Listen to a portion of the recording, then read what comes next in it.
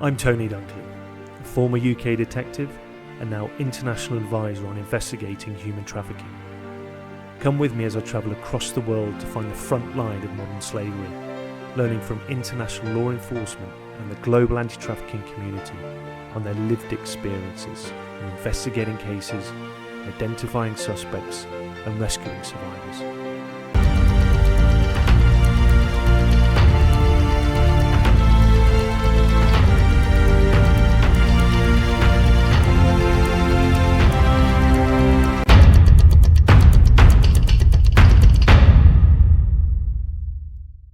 Baroness Young of Hornsey, thank you so much for inviting us today. We are here at the House of Lords. I put on my suit jacket especially. Thank you so much for your time. I really, really appreciate it. Thank you, and thank you for inviting me onto the podcast. No, thank you. So you've done so much work. You've been a TV presenter. I think you're about to launch a book as well, an autobiography. That's correct, yes. And obviously your position in the House of Lords, and there's so many other things. How on earth did you come to work in this, you know, at least on the periphery, or in this space of modern slavery? How did that come about? Oh, how long have you got? I mean, basically, I guess I would say that from a very young age, I was always interested in politics with a small p, and always kind of concerned about various injustices that I saw on television, etc., etc. And I think even when I was acting and presenting, I was very into the politics of it. So if we fast forward to when I was an adult, I sort of thought, okay, well, I'm going to the House of Lords. What can I do there that's going to be useful? And it was just one of those moments, a coincidence, that somebody rang my office. I was just about to leave, but I picked up the phone and they said, can you put forward a motion, an amendment to, this was the then Labour government in 2009, can you put forward an amendment to the Coroners and Justice Bill to introduce this concept of criminalising modern forms of slavery like forced labour and domestic servitude? And I was shocked because I hadn't realised they weren't criminal offences. So that's how I got involved. Wow, because you mentioned the Coroners and Justice Act as well, because being an ex-cop, I remember us using this. And I can remember one of the first jobs I did in the trafficking space, and we had to look up what laws were there that dealt with moving people into forced labour, into domestic servitude. And that's what we found. I can remember dealing with the first job, or one of the few. Well, it's a weird sort of historical anomaly, because everybody was saying, what do you mean it's not already a criminal act? But for various reasons, historically, it hadn't been criminalised. And so that was the first sort of real effort to criminalise on these shores, as it were. And then, of course, in 2015, we had the Modern Slavery Act. That's right, yeah. Game changer. So what was being, are you aware, what was being used, if anything? Because I can remember the Sexual Offences Act that was used, obviously, for trafficking, for sex exploitation. Was there nothing around before that? I mean, what was there? It's hard to believe it now, but one of the arguments the then government put to us was, we don't need this because we have the civil tort of false imprisonment. And we're like, yeah, but that doesn't really account for people getting slapped about, having their passports taken away, not being paid properly, etc., etc., etc. And that government sort of resisted the idea, because no government likes to put new laws on the statute books. But there was such a groundswell of opinion and so much force behind that in the end they capitulated. And yeah, the rest is history, as they say. So that dealt with the criminal side of things. So that gave the police a tool, effectively, a tool in the toolbox to use. Have you seen over time, because that's 2009, we're then leading up to the Modern Slavery Act. Did you see perhaps in that period of time an escalation of, let's start with public awareness? Because the police had a tool, were they using it more? Were the public hearing about it more? How did they run in parallel? Yeah, you know how it's always difficult to separate out, what caused what and what was a correlation. But actually, I think it was a coming together of lots of different things. So there was that, and then, people saying, oh my gosh, thank goodness we have criminalised that now.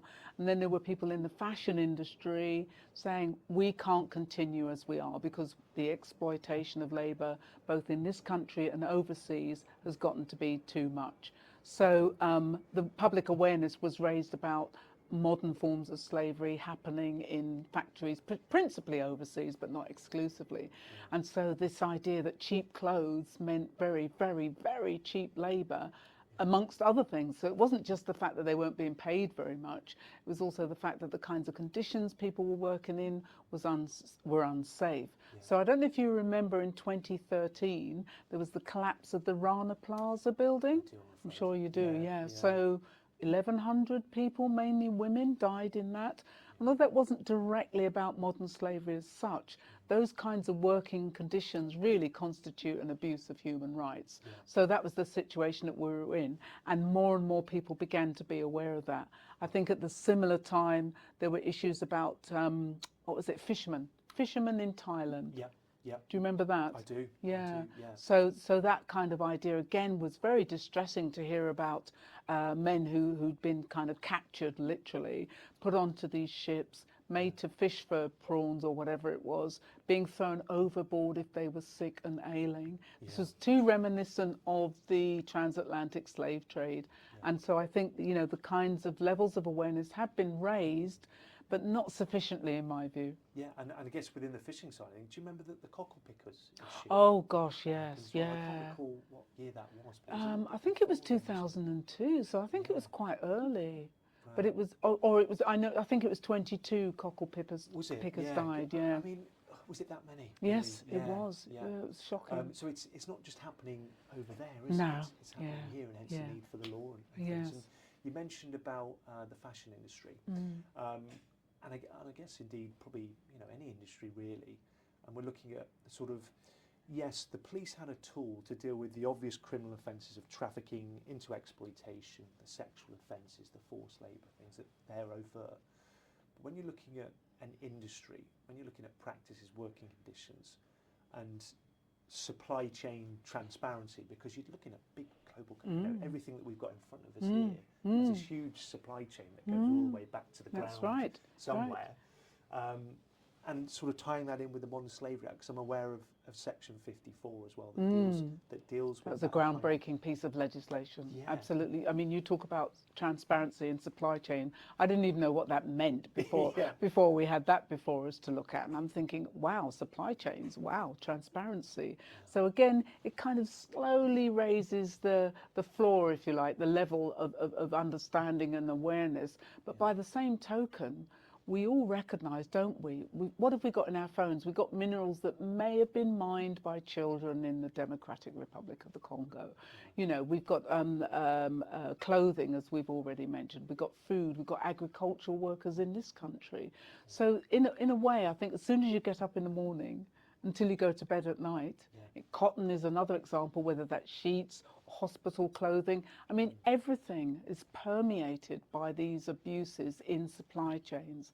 So my feeling is, yes, we need to tackle trafficking and, sexual trafficking and all of those things, absolutely. But actually, we also need to be very much aware that corporations, commercial entities, are getting away with lots of what I would say constitute criminal activity. Yeah. I mean, when we're talking about supply chain as well, often complex supply chains across multiple suppliers, vendors, tiers. When we're looking at what companies should do, the due diligence they should put on, how much is it that they ought to know? How much should those at the top be aware of? And how do we change practices within the business? We can talk about the general public and the consumer, but how do we change that without putting more, either a sentence or the ability to criminally convict, perhaps, those on the board that ought to have known? I mean, yes, all of that, all of the above. Well, I think because the way I think about it is, if I came and dumped a load of poisonous material in your water system, at your house, you'd be pretty upset about that and you'd take me to court, right? So I don't see why, because it's a big commercial organisation that's dumping you know, heavy lead or whatever, or dyes into local rivers where people live. And then when the people who live in that area come to work, they're locked in a building and not allowed to go to the toilet without permission. I don't see why that should be treated differently. And to your question about, you know, at what level does the responsibility lie? To me, it lies at the top. Because if you create a culture within your organization which says, actually, the only important thing is to make loads and loads and loads of money, it doesn't matter what happens to anybody in the process. To me, that is absolutely wrong. And none of us would want that in our private lives. None of us would want that kind of, how can I say, lack of responsibility to exist within general society. So legislation is part of the key towards changing those attitudes. And we do have laws, for example, around the Bribery Act, which say the director that is responsible for that, if you're found not to have really done your due diligence, then you can be forbidden to be a director for the rest of your, you know, those kinds of things are, it's a bit of carrot and a bit of stick. So the carrot should be, if you, this is a bit of a tongue twister, if you do due diligence properly and something goes wrong, then we can say, well, let's look at the steps you've taken and say, okay, you tried. So what's the remedy going to be? But if we look at that report of what you've done and you haven't really done sufficient investigation, I don't care how many tiers there are in your supply chain, you're responsible because you're taking the money. You as the director or the chairman are taking the money, taking the value from your chain. So therefore you should be responsible for what happens all the way down the line. Yeah, I don't think anyone listening to that could really disagree with it, could they? Well, some people do. I mean, and particularly in some businesses. But what's interesting is that our most trusted and most valued businesses agree. And in fact, to be honest, they want to push for something that's really, really strong. So the EU has introduced something akin to mandatory human rights and environmental due diligence. Yeah. And I think it's inevitable that we in the UK will have to go down that route, because otherwise our businesses won't be able to trade with the EU. Yeah. And that's a really comprehensive piece of legislation, and we've got to do something similar. Yeah. It's my understanding, I think it's anything over, with a global turnover over 100 million euros, isn't it, with core. It sounds a lot to the average person, but when you're talking about big business, that captures a lot of companies throughout Europe. Yeah, you're right. It is a lot. And some of us feel, again, including some businesses feel, that the threshold should be very low, should be zero. So, you know, and I think, you know, so the comeback on that is, well, if you're a small or medium-sized enterprise, you don't want to be spending all your time filling in forms. That's not what it's about. Yeah. What it's about is saying, here's a set of responsible checks you can make all the way down your line, and you can ensure that every sort of component in your supply chain is carrying out these checks. And if they're not, you can say, actually, we'll work with you to ensure that you can actually operate in an ethical way. But if you don't across, let's say, another 3 years, then, you know, we're not going to do business with you. And that thing about the threshold, it is really important, because I don't think, so it is a big number, you know, that it is a big number to say you've got to have such and such a turnover. But I think if we can say that more and more business are brought into that, within scope of that, as time goes on, then we will have a degree of success. Yeah. Well, again, the supply chain and the top-down approach, I guess irrespective of the threshold, because the pressure they're applying on to onboard companies lower down, that pressure will inevitably fall on them to change their practices. Yes, that's right. That's right. To work with the big businesses. But because that's what we want. Yeah. And I think, you know, I had a private members bill, which sadly we can't pursue in its current form. But one of the things that we wanted to say was, this wasn't like a charter to say, okay, we found a spot of bother in our supply chain and we'll get rid of that company, no matter where they are or how many people they've employed or the implications of that. Is to say, let's do responsible disengagement, unless it's something really extreme. Criminal threshold. Exactly, yeah. So responsible disengagement, which says, okay, let's have a 3 or 5 year plan that says you can build up to paying the proper amount of money, making sure the working conditions are safe, etc., etc. And I think that is also really important, because otherwise, you know, we're going to, a lot of countries are in the global south are very dependent. And we've made them dependent. So we can't just suddenly pull out. It would be irresponsible in my view. Yeah. So developing, those sort of internal practices in their companies absolutely. to bring up speed over time. Absolutely. And I think that's a good way forward. Hi, this is Tony from Illustro and host of the Let's Talk Modern Slavery podcast. Illustro Consultancy provides international training, investigation, research support, and educational services to criminal justice practitioners, private industries, students, and the wider public in general on preventing, identifying, and dealing with modern slavery and wider human rights violations. I just want to take a moment to tell you about our new training workshops for businesses. The European Union have now introduced the EU Directive on Corporate Sustainability Due Diligence. The CSDD requires companies to identify and prevent, end, or mitigate the actual and potential impact of their activities on the environment and on human rights abuses. At Illustro, we understand that in order to find the problem, you need to know what you're looking for in the first place.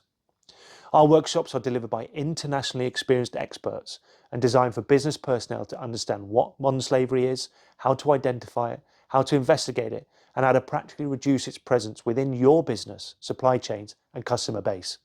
So, if you'd like to learn more about our in-person or remotely delivered workshops, then visit us at www.illustroconsultancy.co.uk and download our brochure.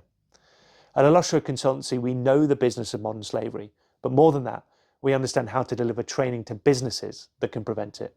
Stay safe.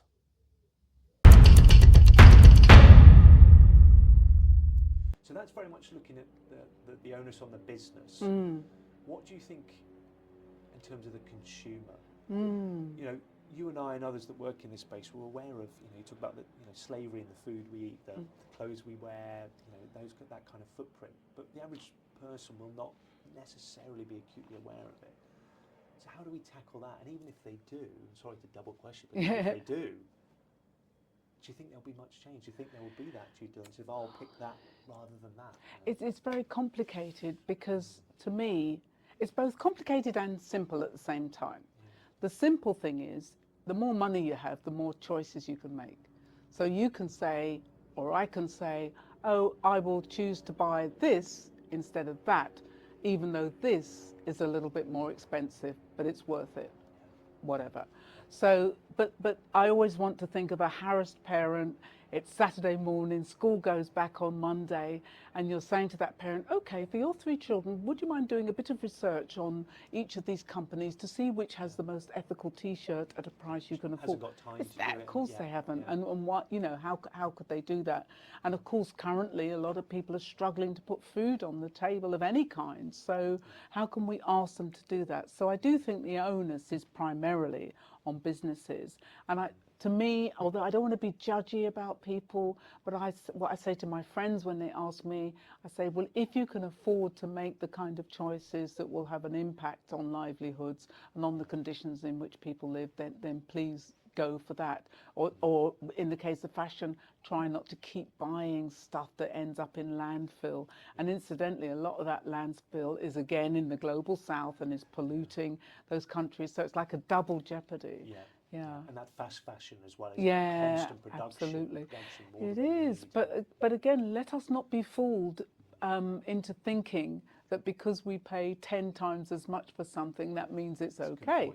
Because lots of, well, not lots maybe, but several high-end fashion companies are being caught out by paying terrible wages to people, but charging $5,000 for a bag when you're actually, it costs you about 15. Yeah. And I think it's, we talked about fashion, but it's across probably every industry as well. I think that's right. It'd be unfair to target just one. It's endemic.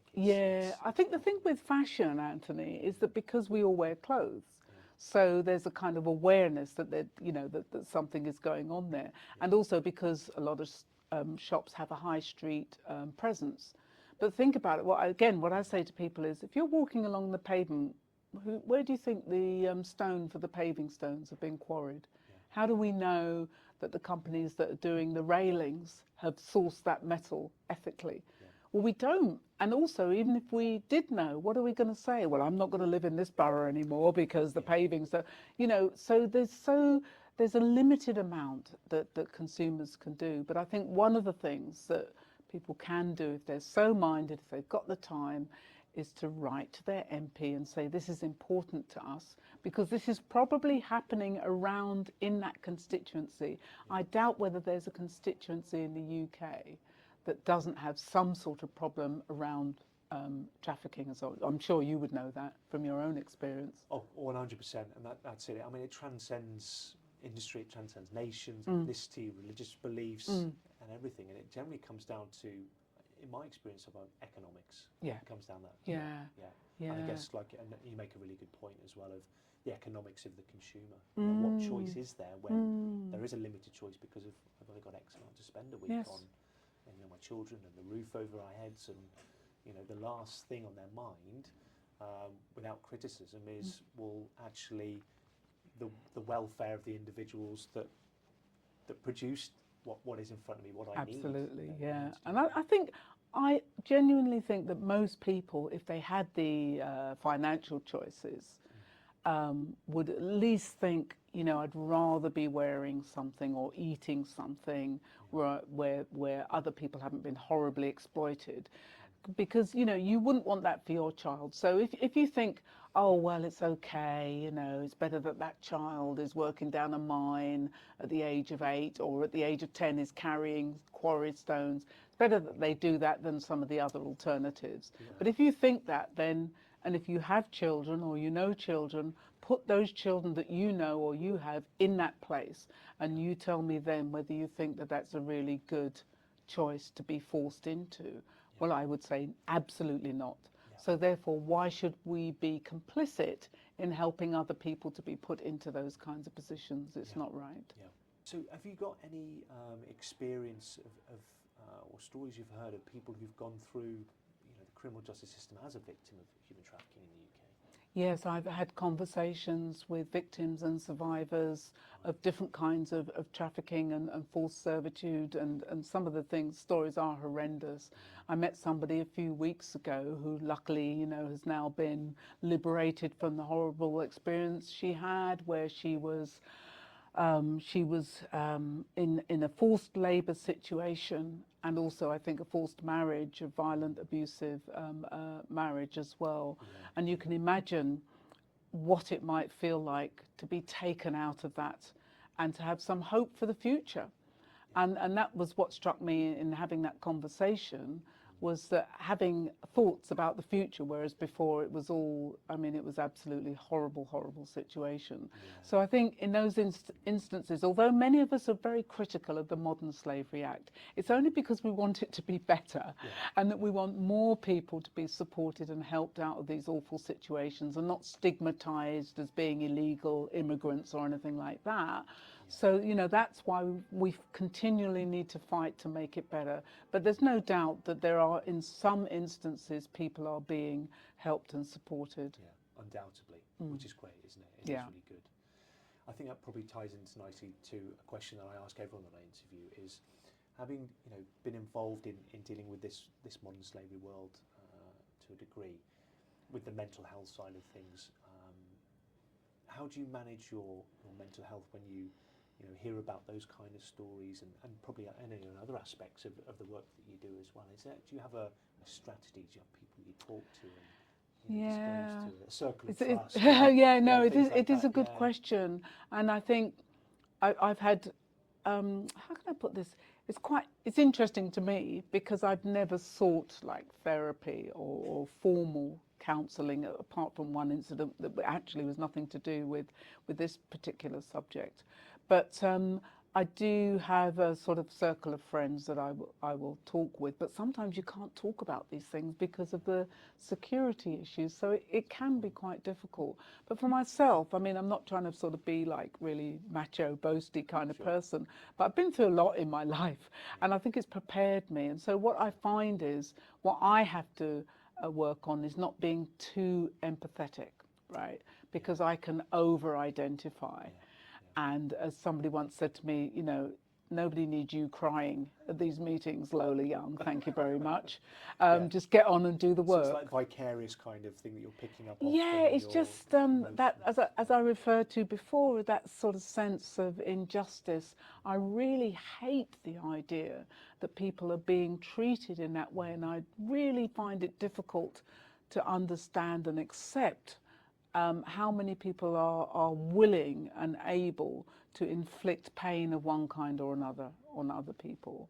And in this particular space, if you like, where we can actually have a bit more control over the extent to which that happens through supply chains, value chains, or whatever, we can actually do something about it. So to me, my salve, if you like, is to just keep on trying to do that work and working with other like-minded people. That's really, really helpful.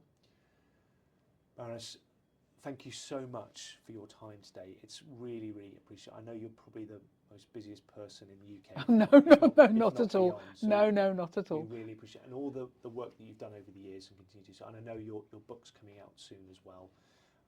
Is there anything you'd like to say about your book at all that we can? Well, it feels a bit shameless to kind of piggyback on this really important subject, but it does cover another quite important subject, and actually there's a little bit of overlap because I was in the care system as a child. So, and I know there are real issues about children disappearing from the care system in this country who've been brought over here. And although the book's not about that, I think it's, how can I put it? It's like, what I'm saying is we need to think very carefully about how we treat children, and how children who've been traumatized need a lot of support, not to be stigmatized, but helped through these difficult situations so that they can not just survive, but learn how to thrive. Yeah. So yeah, that's my memoir. I'm really looking forward to reading it as well. I'm going to be emailing you and messaging you, telling you all things. But again, thank you so much. I really appreciate it. Thank you. Thank you. Stay safe. Thank you. You too. Thanks very much. Excellent. Thank you.